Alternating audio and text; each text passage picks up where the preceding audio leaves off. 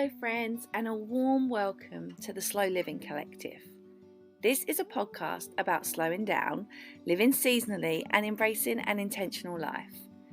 So introductions. I'm Amy. I'm a 30-something mum of two, homemaker, home educator and allotment gardener. And these podcasts are love notes from me, sharing the things that I sometimes need to hear myself as well. In these episodes, I'm going to delve into what it means to walk a different path, to stepping outside societal norms and embracing all the beauty that it provides. From educating our children outside of the school system, living in a small home by choice, surrounding ourselves with a life of intention instead of living a life by default. I welcome you to come on this journey with me and open your mind to maybe a different way of living. I hope you find what you're looking for within the words of these podcasts, and I hope they speak to you in your own unique way.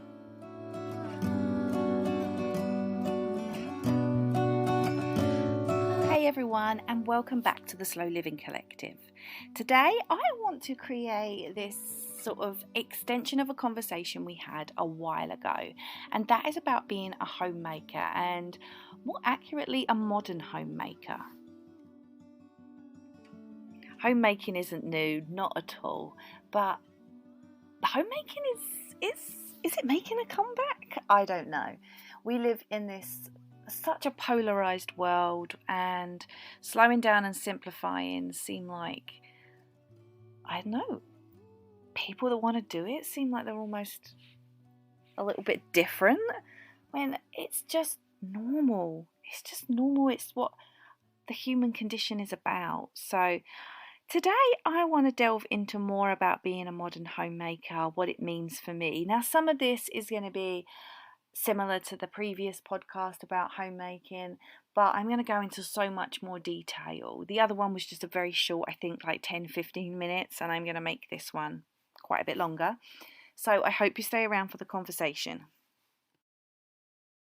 I guess that provides a great segue into today's podcast topic, which I want to talk about being a homemaker, and I guess just sort of generally chat about the things that I am noticing changing in my life, coming up in my life, and where I started, where I am now, and everything in between. So homemaking, let's get going.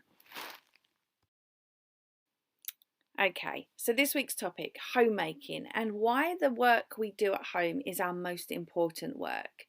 But let me preface this with something though, just to ensure we're all on the same page before we start. Whether you choose or are required to work outside the home or from home, whether your choice is homemaking or to stay at home with your children, all of our choices are valid. They are absolutely valid, and I don't ever want to come across like I am siding one way or the other. I appreciate I come to this topic with a fair amount of privilege as well. So I just wanted to say that before we got started. So let's get going. I didn't really know that I wanted to be a homemaker. I mean, I guess I did in a sense, but I didn't really think about it too much. But when I was younger, I always had this idea, I guess the perfect idea, quote unquote perfect, in my mind, that when I grew up, I wanted to get married and I wanted to have children. And I never really thought too in depth about having children, just that I wanted to have them, I guess. It wasn't until I met my husband and, our relationship progressed, we got married, that, we started talking about what our family might look like. And we always agreed that we just wanted one child, and we were happy with that idea. But it's funny, isn't it? Because, we always said we would have one child and one cat. That was always our thing. We always laughed about it. And we got our cat long before we had children. And then we had our first child, and, we were so happy with, our daughter. And it was a funny time as well, because as she turned a year, the pandemic was just kicking off, and, that changed a lot of our thinking in a lot of ways. And it was me who first said that I was having these feelings that maybe our family wasn't complete. And it was completely alien to me, and I didn't know where they came from. I guess to some extent I I did know where they came from, because there was a lot, especially early in the pandemic. There were family members that had some really significant health issues, and I'm an only child, and I have loved being an only child. I really, really have. I have amazingly good things to say about being an only child. I loved it in my childhood. I loved spending time with my parents. I still love spending time with my parents now.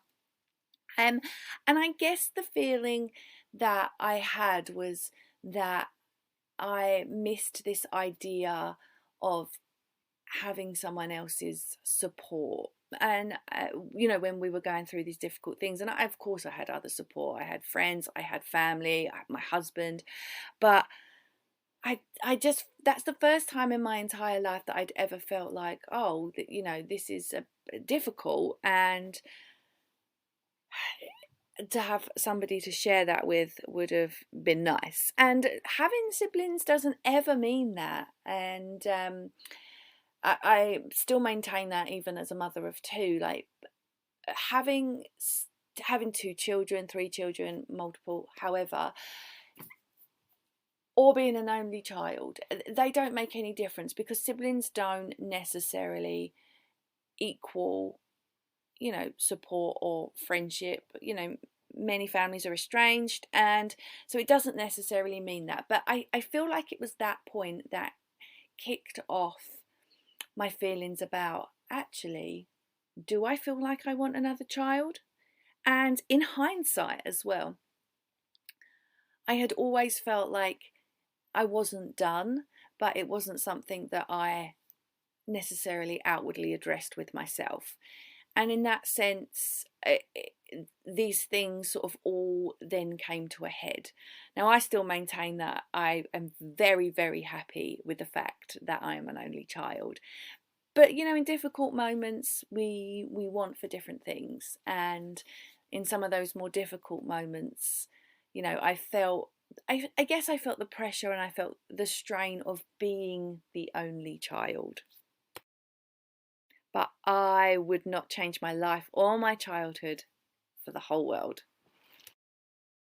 Like I said, I guess these feelings were brought to a head, feelings that had actually been there all along. And it was really interesting to me, because when I'd had my daughter and I had recovered post her birth, which on the Slow the Heck Down podcast, I'm actually about, it might be live by now, I'm not sure when these things are going to be going out, but I did a really in-depth chat with Talia about my experience, and you can listen to that over there when it's live. And it's not something I'm going to do here as well. I'm going to try not to double up on the two podcasts. There might be some crossovers, but probably not very often. And so when I'd recovered from everything to do with that, I ended up, I guess to some extent, sometimes thinking, but maybe not really acknowledging the fact that I would think about if I had another baby. And we were, like I said, we were very settled in the idea that we were one and done, and it just wasn't a conversation. And as time went on, my daughter was she was over a year. My daughter turned a year old in February 2020. Obviously March 2020 the pandemic hit. A lot of these issues that were going on with, like I told you, within the family in regards to health, were very shortly after that, in the spring of 2020 through to the end of summer 2020. And that's when I guess more of those feelings started coming up, and I sort of realised that these feelings were not going away. And it was probably time that I sort of looped my husband in on the whole process. So we had a discussion, we had a chat. I said, I had these feelings. I felt like our family wasn't done, and which in hindsight, now I can look back, now I've had a second child, I very much feel like our family is done. But, sometimes it's difficult to be able to understand what you're feeling at the time and articulate that. So I had a discussion with my husband. We sort of discussed our original thoughts, how I was feeling, and decided that, we were okay. We were both on the same page and happy to extend our family if that's how one of us felt. And so we went ahead and did that. And in August 2020 was when I got pregnant with my son, and he was born May 2021. The last few years are just a blur. That's why I'm like pausing while I try and remember dates. And so we extended our family, and that it didn't really change the course of what I was planning to do with my life, but I guess to some extent it did as well. When I had my first child, I didn't know how I felt about maternity leave, like when I would finish maternity leave.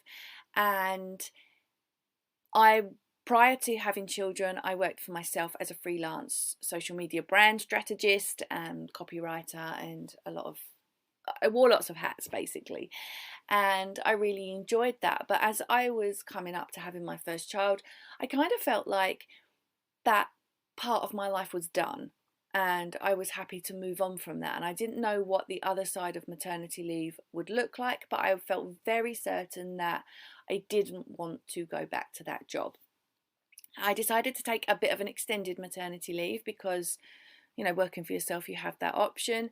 I obviously had worked for myself for, I don't know how long it works out as, something like 12 years or something. I'd worked for myself. So, if you're aware, but here in the UK, when you take maternity leave and you're self-employed, you're entitled to apply for maternity allowance, which is like statutory maternity pay, just different in the sense that you have to apply for it differently because you're not getting it through an employer.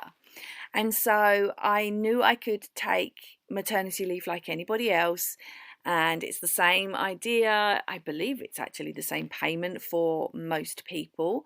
And yeah, I was able to take the 9 months paid and then the 3 months to myself. But obviously working for yourself means you can decide when you come back to work. And so I actually finished work in late December, just before Christmas in 2018. And I didn't plan to return to any kind of work until after my daughter had turned 1. So it worked out, I think, about 14 plus months of maternity leave. And I didn't even know if I was going to return to work at that point. But that was the point where I thought, well, I can test the water and see how I feel.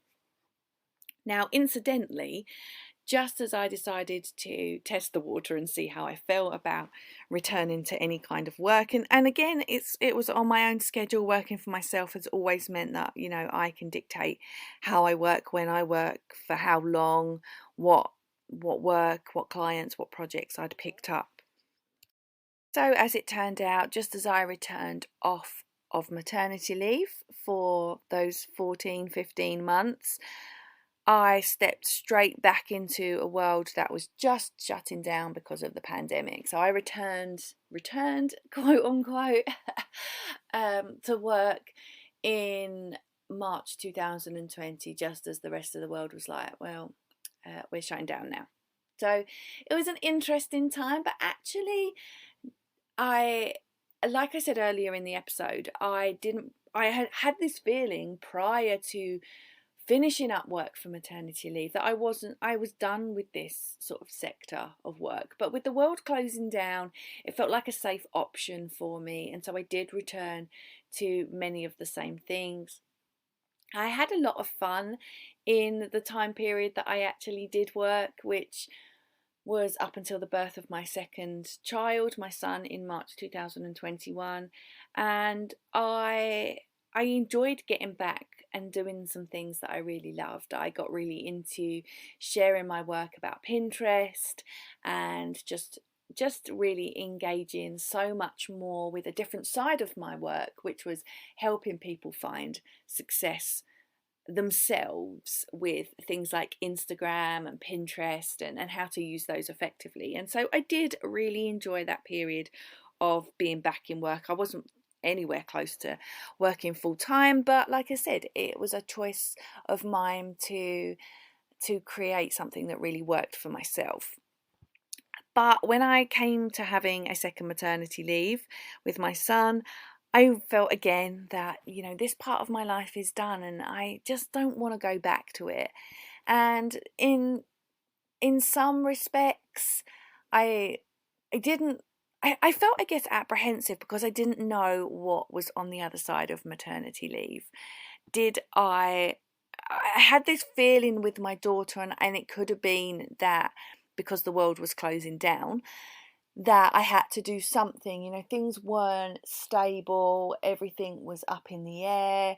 People were losing their jobs, being furloughed. There was so much going on. We were living in this really sort of unpredictable time that to return back to the thing that I had always had as my safety net felt just very natural. But then this time round, because I'd worked obviously throughout my that period of time, I was again entitled to maternity allowance with my son. So that actually worked quite well for me, that I did, actively make that decision to go back to work, because at the time I had no idea that we would have a second child. It just wasn't even on the agenda. So with my son, when that year came up, that sort of benchmark as maternity leave would be over if I worked like in a standard 9 to 5 job, it felt different than, I guess, my it did with my first maternity leave. After my first maternity leave, I sort of was very aware that this point in time had come and that I should be being more productive again. And, my time with the baby was, being on maternity leave with the baby had finished. And, thinking about what it might look like to return to some sort of work. Now, we always had this idea that I would stay home with our child slash children, and any work I did would be around that. We were very keen that we didn't want that sort of return to work as some people have or want or experience. And so being home full time was always the goal. But for me, I've always felt like, I want to do something. When that point in time came with my son, like I was just talking about, when that year of maternity was up, he turned 1, just carried on with life as normal after that. It didn't feel like I needed to do anything to be productive. The things that I do in my home, raising my children, were enough. And it was really interesting to me because obviously in the prior experience, I had felt, like it was time to do something. But, my whole philosophy for living had changed since then as well, and slowing down and simplifying our life. It made a huge difference because I very much believe that, the world has taught us that to be a valid member of society, we always need to be productive. We need to be working, and this capitalist mindset essentially. It made sense to me with all the work I'd been doing about living slower, that my mindset had obviously changed a lot between the births of my 2 children, and I was able to understand and rationalize that I don't need to return to work. And that's a very privileged statement. I appreciate that. It's something that I think I've touched on before, that this is how we set our life up. We always wanted me to be home with our child, which obviously became children. So we always wanted me to be home with our family. And it's something we set up from the word dot when we got married, when we purchased our home. These were all factors in that we were going to rely on just one income. And so we've always done that. And again, it's very privileged to be able to do that in this society. We do live here where I live in Hertfordshire. It's an expensive location, and we've had to make some difficult decisions and tough choices to be able to implement the things that we want. But ultimately it was what was really important to us, so we did our best to make that happen. So in that sense, it's been a very intentional choice about the way we set up our life, the things we do, the things we don't do, the things we purchase, the things we don't purchase. And slow living, intentional living, simplifying, all of these things have sort of assisted in that, I guess. It was sort of like the natural order of things. Now, we still do fun things. We still, have our subscriptions that we enjoy. We have the things that we pay out for. For example, we have a zoo membership for a local zoo for the kids, well, one of them, because the other one's too young at the moment to have to pay, and obviously myself as well, because I'm the one that goes quite frequently. And we still are able to enjoy ourselves. It's not about not having things we want, but I guess it's about just sort of really analysing like what things would be beneficial to our life and what wouldn't. So we only focus our sort of spending, I guess, in areas that are beneficial. For example, sending our daughter to forest school is an expense that we are prepared to pay for. So going backwards a little bit in this episode, I obviously, like I've said, had these 2 maternity leaves and had very different feelings when I came off of either of them. And I guess this all leads around into being a homemaker. Like I said, I didn't know I wanted to be a homemaker, and I don't know if you're going to be able to hear my cat purring, but this is podcasting life with a busy family, 2 children, a cat, a husband, me, just busy life. And I have to take these moments to record the podcast, and if the cat's purring in it, the cat is purring in it. That's just the way it is. There's no fancy setups here. It is just me, my laptop, and the record button. So like I said, my plan was always to stay at home, but little did I know that I'd be staying at home a lot in the coming years after having a child, especially, with the pandemic. With the change in our life, our thoughts, our goals, embracing slow living and simplifying a lot more, it almost became the natural progression when I finished my maternity leave with my son, S, that I didn't look for work either, outside of my work as raising my children and taking care of our home. Now, I should probably preface this with the fact that when I talk about taking care of our home, it's not just me. I am not the sole person that's doing everything within the home, and it's not this designated role of Amy stays home full time with the children and is therefore, doing the hoovering, the dusting, the cleaning. It's not just me that does the chores, as it were. And just like, just because my husband works full time, he works full time from home. Just because he works full time doesn't mean that he doesn't have any input into our life within our home. In fact, despite me, being home full time, we have a very, very equal share of the things that take place within our home. So this isn't a situation where it's like I am subservient or anything like that. It is just a state of being within our home. And so we are very equal share in our chores. There's no designated anything for anyone. And we just get on and do the things that need doing. We pick up the slack here when someone is busy or overwhelmed. If my husband has a particularly important week at work, I will pick up more slack. If I am having a particularly busy week or difficult week, he will pick up the slack. And there's no like, can you do this for me? It's actually like the other person just sees that, these things need to be done, and it doesn't matter who does them. We are the same unit. We all have the same goals.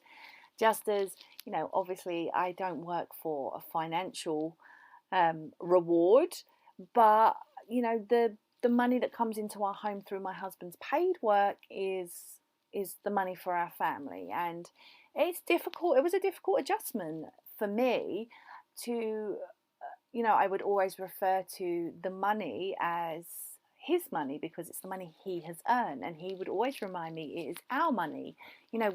We have different roles, sure, in what we do in a strict day-to-day basis, but he is very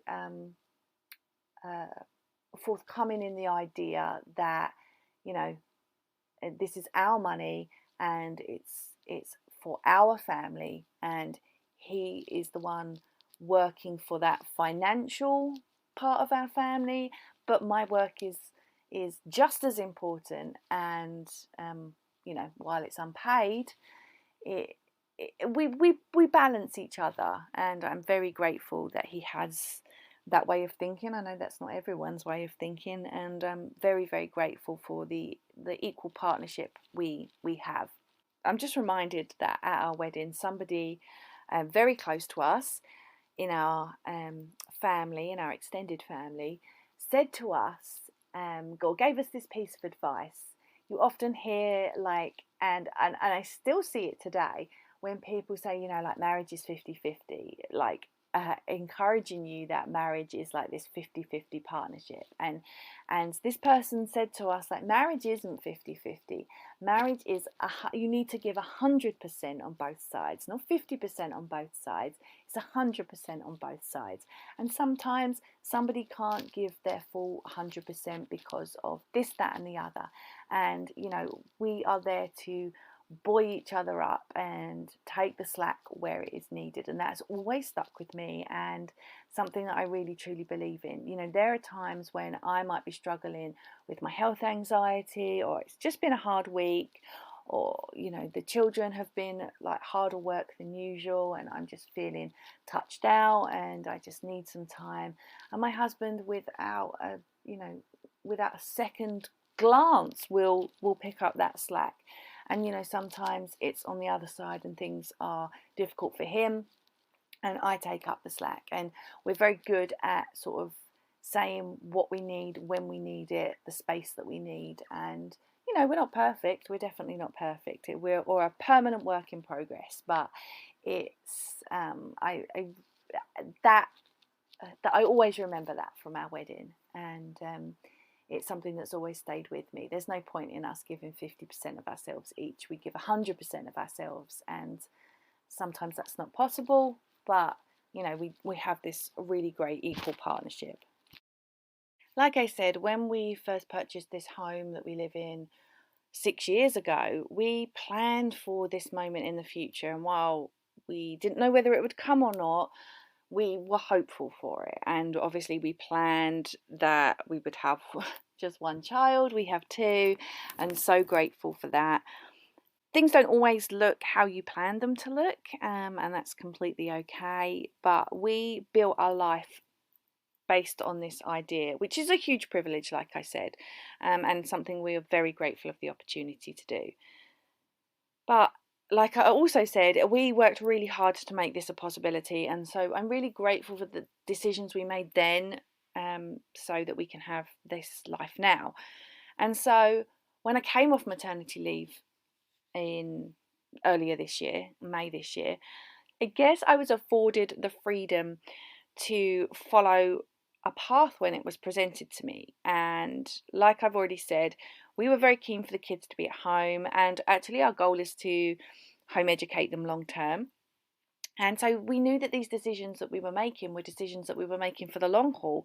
Me being home is a long-term decision because I will be the parent at home with them through their home educating journey. Now, home education doesn't have to, or education in general, doesn't have to happen between the hours of 9 and 3.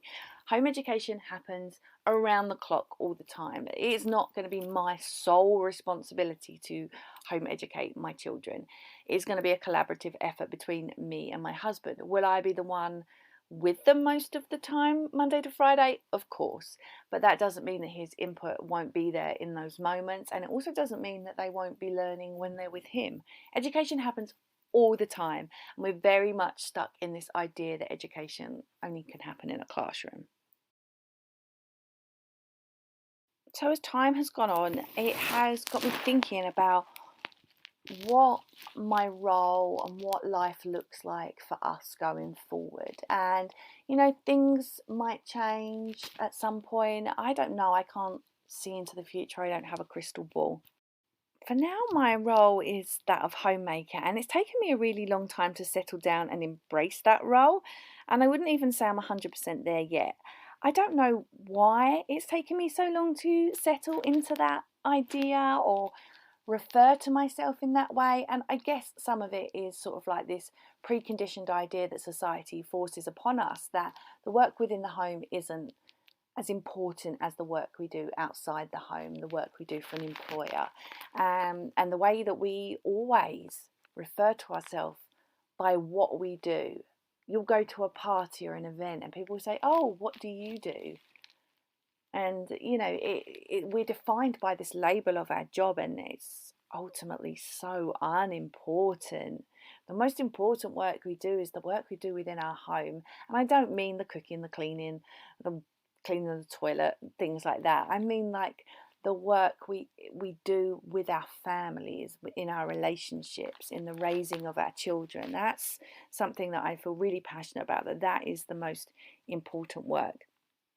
And the reason I say that I maybe don't feel 100% settled in this role of homemaker is that society often makes us feel that that work isn't valued because we don't work for money. Like when you work within your home, whether that be making, doing the chores, keeping the house as you want it, doing DIY, maybe raising your children, supporting the other parent or other partner who is maybe working outside the home or working for an organization, then it's sometimes purported to us that that work isn't valued because you're not getting remunerated with money. And it couldn't be further from the truth. And maybe I feel that way because my work isn't valued. Society doesn't value the work that I do within my home. It doesn't value the simple things of the chores. It doesn't value the chores that my husband does. They're just part of everyday life. That isn't valued. It's well valued within my home and by the people who really matter, but as society as a whole, these hours of unpaid work we do as husbands, wives, mothers, fathers, they aren't truly valued. Now, I understand why, because capitalism and a capitalist society wants us to keep those cogs turning. It wants to push us back into the workplace and earning money that we can go and spend and just keep this wheel turning. It's the reason why we have a society where we are promoted, to buy more, to work more, to just keep these things in motion. And there's a slow rumbling movement of people who are saying, absolutely not. I am not subscribing to this anymore. We need more time. My husband sent me a really good quote. Let me see if I can find it. Was it my husband? Was it my mum? I can't even remember now. I think it might have been my mum now I've said that. My mum. Sorry, mum, if you're listening to this. Don't know why I thought it was my husband. And it's by Dr. Nicole LaPera. I hope I haven't butchered that. Society pushes us since childhood to be in a chronic state of fight or flight. Rush to school, compete for good grades, compete in sports, achieve, perform. Our nervous system needs stillness, quiet, play, and creativity. We're human, not machines. And I thought that was really really sort of important and comes into this, that more people are saying like, no, absolutely not. This society that we have created is no good. We can't just keep functioning in this high state of constant fast hustle culture. We just can't. Now, I'm not suggesting that we all need to rush back into the home and don our 50s housewife dress and live that way. And society likes to remind us how far we've come, and we have come far. That women don't have to be at home anymore, that we can be whatever we want to be. And even though largely men are still paid more than us for doing the same job, that gender pay gap continues to remind us that while things might have visibly changed, there is still a lot of work to do. And things have changed in a lot of ways, good and bad. And of course, some people want to return to work after they've had children, and some people want to stay home. Some people want to stay home and return to work. And, some people have to stay home and wish they could return to work. There are so many different situations and choices out there, and each one of them is valid and to be respected. Being a homemaker, whether you work in a job outside the home or not, is undervalued. And being a mother or father, parent, again, whether you work in a job outside the home or not, is still so undervalued in our society. Raising the next generation, whether you are home with them full time, they are in childcare, they are with grandparents, whatever the situation is, our work as parents to the next generation and our work within our homes as homemakers is so undervalued.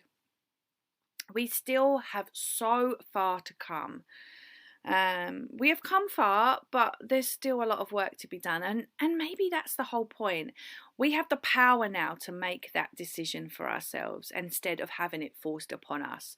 We don't have to be defined by a job or by what we do, and we can find contentment in our home, in our family, and in the life that we constantly want to build for ourselves. I had to sit quite uncomfortably with this title of homemaker for a while because of the negative connotations that generally surround it.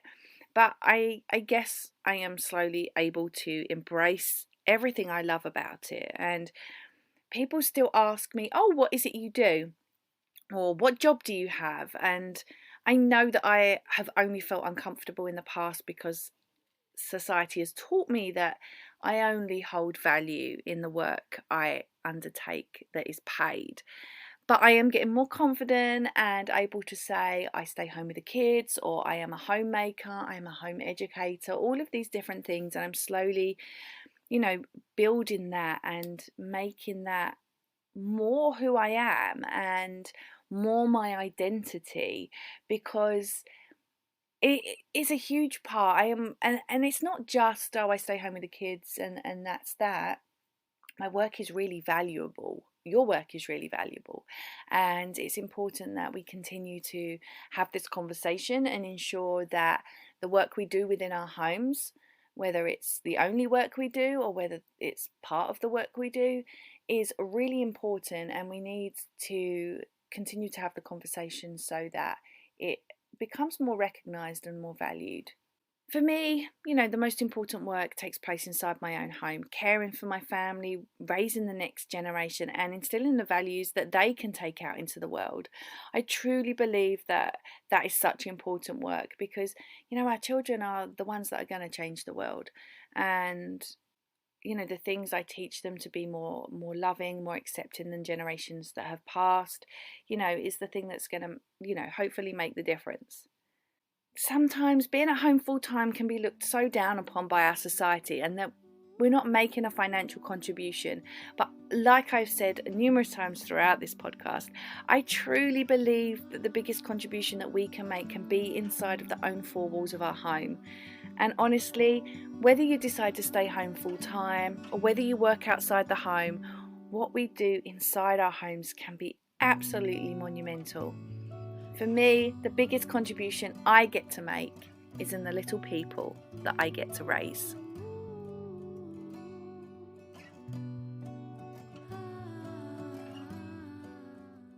Thank you so much for tuning into today's episode. I am beyond grateful to have you here. Community is so important, so I would love to chat with you over on Instagram because Instagram is kind of my jam. You can find me over on my account, which is at lifeonplot44, and you can also find me on the.slowliving.collective. I will link all of the links in the info, the show notes and everything, so you can see exactly where you can find me and where. My podcasting friends have always told me that podcasts live and die by their reviews, so if you're able to leave a rating or a review on this one, I would appreciate that so much. And of course, if you're able to share what I do here on your social media platforms, I would be so grateful too. In this episode, I also mentioned my podcast I do with Talia. You are welcome to come over there and join us. We talk about everything, honestly, everything. You can find us at Slow the Heck Down Pod, and you can obviously search us wherever you listen to your podcasts, and our podcast is called Slow the Heck Down. Thank you again for tuning in, and I will be back soon with another episode.